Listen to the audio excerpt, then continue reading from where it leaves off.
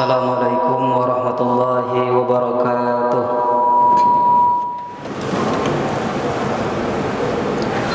Innal hamdalillah nahmaduhu wa nasta'inuhu wa nastaghfiruh wa na'udzu billahi min shururi anfusina wa min sayyiati a'malina.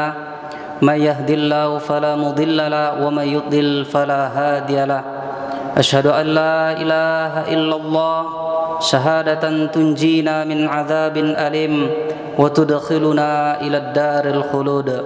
Wa asyhadu anna Muhammadan abduhu wa rasuluh la nabiyya ba'da. Jaa bidinil Islam la yaqbalullahu dinan siwa. Salatan wa salaman daiman ala nabiyyina wa habibina Muhammadin sallallahu alaihi wasallam wa ala alihi wa ashabihi wa man sara ala nahjihi ila yaumiddin, amma ba'd. Fa ya ibadallah ittaqullah kama qala Allah ta'ala fil Qur'anil azim. A'udzu billahi minasy syaithanir rajim. Bismillahirrahmanirrahim. Ya ayyuhalladzina amanu taqullaha haqqa tuqatih wa la tamutunna illa wa antum muslimun. Shadaqallahul azim wa shadaqa rasuluhul karim. Saudara kaum muslimin sidang jemaah Jumat rahimakumullah. Pertama, marilah kita senantiasa mensyukuri nikmat yang paling agung, yang paling besar yang Allah Subhanahu wa taala berikan kepada kita, yaitu nikmat keimanan untuk istiqamah di dalam agama Allah Subhanahu wa taala ini, yaitu Islam. Tanpa nikmat ini yang Allah Subhanahu wa taala berikan kepada kita, maka tidak ada arti dari semua perjuangan hidup yang kita lalui di muka bumi ini. Berapa lama kita hidup di dunia ini, ketika nikmat ini tak diberikan oleh Allah Subhanahu wa taala, itu semua sia-sia. Sebanyak apapun karya kita di dunia ini, baik itu bernilai positif bagi manusia, tapi ketika kita tidak diberikan oleh Allah Subhanahu wa taala nikmat iman, maka semua itu ibarat haba'am mansura, tidak ada artinya. Oleh karena itu, nikmat iman ini perlu terus dipelihara, perlu terus diusahakan bagaimana dia tetap bertambah dan tetap berada di dalam hal-hal yang positif, hal-hal yang memberikan dampak kebaikan dalam kehidupan kita di kehidupan ini. Karena pada hakikatnya Rasulullah SAW telah menyampaikan kepada kita bahwa sifat dari iman yang Allah Subhanahu wa taala anugerahkan, titipkan kepada kita adalah yazidu wa yanqus. Dia akan bertambah dan juga bisa berkurang. Kapan dia bertambah, kapan dia akan semakin menguat di dalam kehidupan seorang muslim, yaitu ketika taat kepada Allah Subhanahu wa taala, yazidu bit ta'ah, yaitu bertambah ketika kita senantiasa berada dalam ketaatan kepada Allah Subhanahu wa taala. Sedangkan kapan dia akan berkurang, kapan dia akan berangsur-angsur terkikis, yaitu ketika kita seorang hamba jauh dari Allah Subhanahu wa taala. Ketika seorang hamba hari-harinya dipenuhi dengan kedurhakaan kepada Allah Subhanahu wa taala dengan berbagai maksiat yang dia lakukan di muka bumi Allah Subhanahu wa taala ini. Mudah-mudahan kita tetap istiqomah dalam keimanan ini. Amin amin ya rabbal alamin. Kemudian kita tetap mengirimkan salawat dan salam buat baginda besar sebagai bukti cinta kita kepada beliau. Allahumma salli ala sayyidina Muhammad wa ala ali sayyidina Muhammad. Tak mampu kita menjalankan semua sunnah atau menapaktilasi seluruh kehidupan Rasulullah, mudah-mudahan dengan ketulusan kita bersalawat setiap Jumat kepada beliau merupakan salah satu tanda bukti kita, cinta kita kepada Rasulullah sallallahu alaihi wasallam. Saudara kaum muslimin rahimakumullah, sebelum kita melanjutkan pembicaraan di khutbah Jumat yang singkat ini, marilah kita senantiasa meningkatkan kualitas iman dan takwa kita kepada Allah Subhanahu wa taala. Takwa dalam arti kita senantiasa istiqamah dan mengupayakan diri untuk menjalankan apa yang Allah Subhanahu wa taala syariatkan dalam kehidupan kita dan meninggalkan segala hal yang akan menjadikan Allah Subhanahu wa taala tidak ridha terhadap kita. Saudara kaum muslimin rahimakumullah, kalau kita melihat kondisi saudara kita atau diri kita sendiri sebagai umat Islam, umat yang memiliki jumlah yang terbesar di negeri ini, maka kadang kita kalau kita tengok dengan hati sanubari kita sungguh sangat menyedihkan. Karena kita umat yang besar, umat atau jumlah yang besar seharusnya memiliki peran sebagaimana yang diinginkan oleh Allah Subhanahu wa taala dalam Al-Qur'an. Kuntum khaira ummah, kamu adalah sebaik-baik umat. Sebaik-baik umat dalam segi apa? Yaitu berperan dalam segala hal yang positif, dalam segala hal yang memajukan kehidupan berbangsa dan negara. Kita seharusnya bangga dan mengupayakan diri untuk bisa mencapai tingkatan yaitu khaira ummah, sebaik-baik umat. Semua itu tidak akan pernah kita capai ketika kita tidak memahami apa yang dimaksud dengan khaira ummah yang diinginkan oleh Allah Subhanahu wa taala. Kemudian kita adalah ummatan wasata, umat yang moderat, umat yang hadir di tengah-tengah kehidupan umat manusia sebagai pondasi yang kuat dalam berbangsa dan bernegara, sebagai umat yang hadir di tengah-tengah negara ini sebagai salah satu solusi dari seluruh permasalahan-permasalahan hidup yang kita jalani. Namun pada hari ini barangkali kita merasakan begitu banyak gesekan-gesekan hidup yang merusak citra Islam itu sendiri.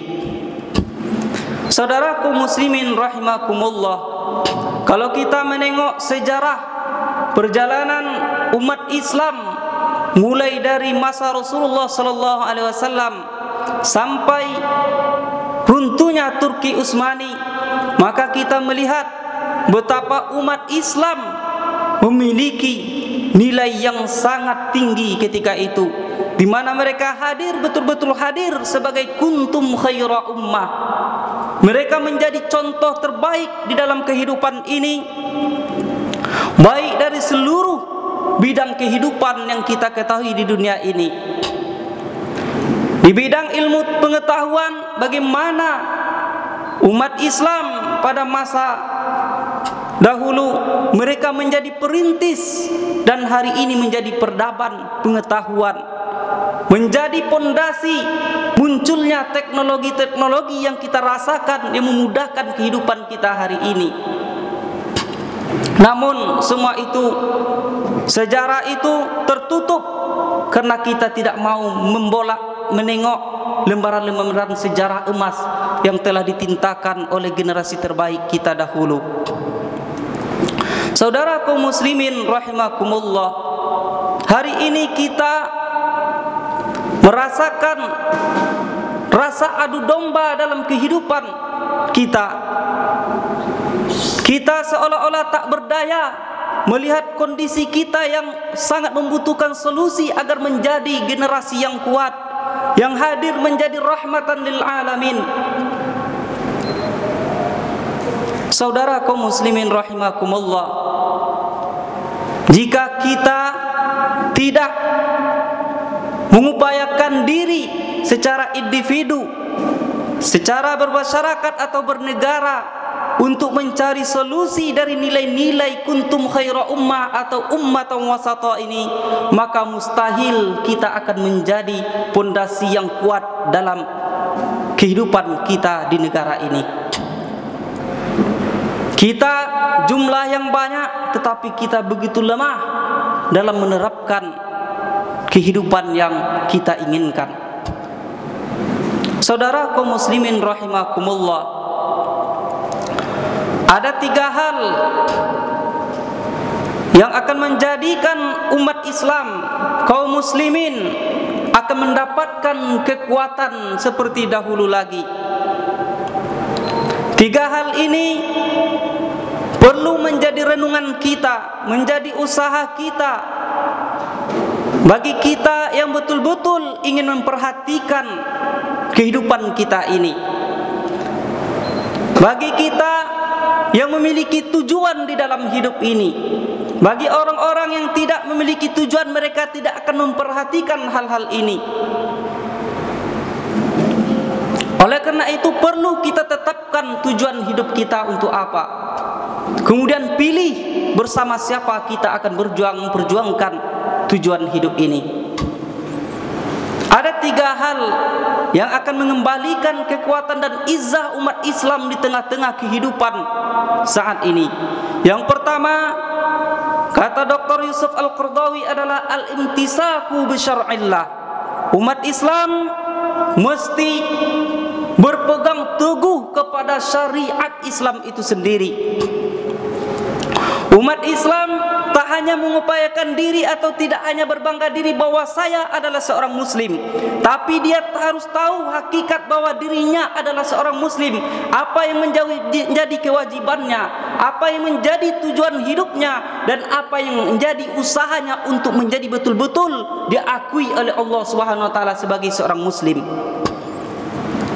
Bagaimana mungkin kita akan mendapatkan kekuatan ketika kita tidak mau mengenal apa yang dimaksud dengan syariat Islam? Apalagi hari-hari ini ketika kata syariat Islam dihadirkan di tengah-tengah kita saat ini, seolah-olah kata tersebut adalah kata yang keras, kata yang tak pantas hadir di tengah-tengah kehidupan hari ini.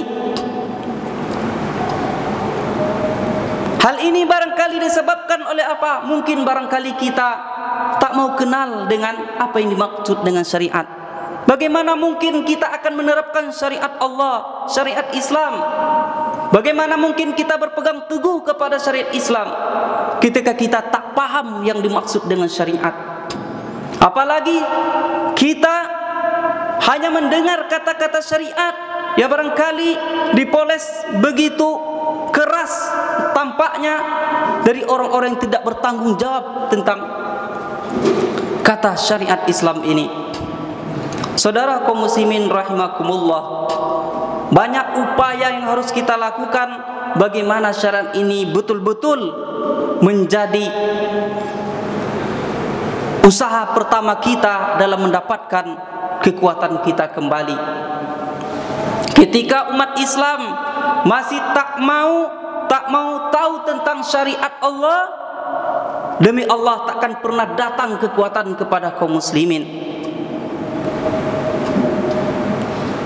Syariat Allah ini perlu dipelajari, perlu ditelaah dengan baik-baik agar sesuai dengan apa yang diinginkan oleh Allah Subhanahu wa taala. Perlu ilmu untuk mempelajarinya. Dia tidak membutuhkan sikap keras di dalam memahaminya.